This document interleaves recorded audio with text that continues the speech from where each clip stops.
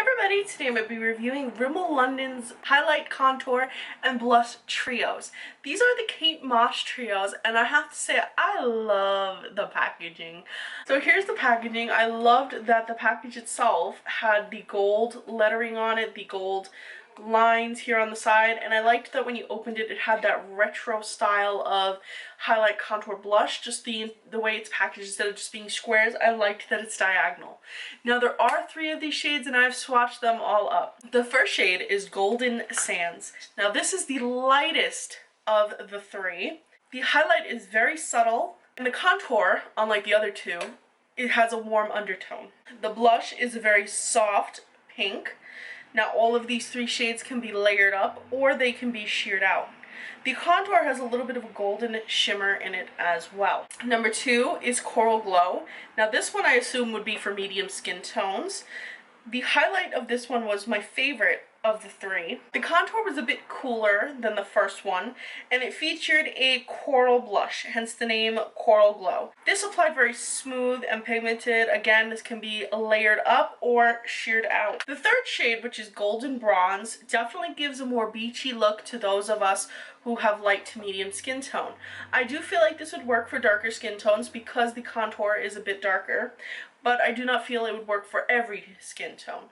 The highlight was also quite nice. This palette contained my favorite blush. It contained a blush that kind of reminded me slightly of NARS Orgasm because it's a peachy color, peachy coral color with a golden undertone to it. The contour in this shade also had a cool tone. I had a little bit of trouble applying it with my finger.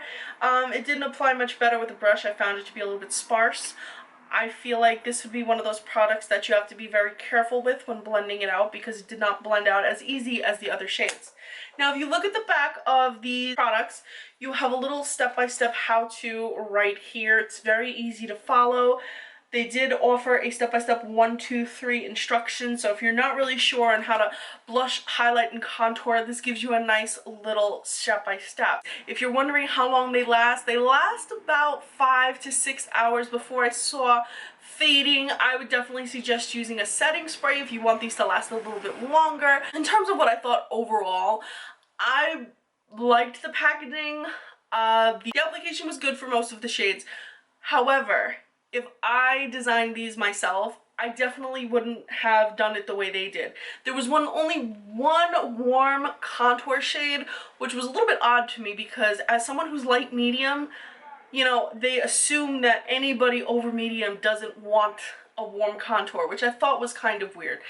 Number 2, the highlights varied very much so. The first one was more of a dewy one, whereas the second one is more metallic look. I like a more metallic look, but that doesn't suit everybody. So if you're a medium skin tone and you want that cooler contour, but you want a more soft, dewy highlight, then you have to get both, and I think they did that purposely.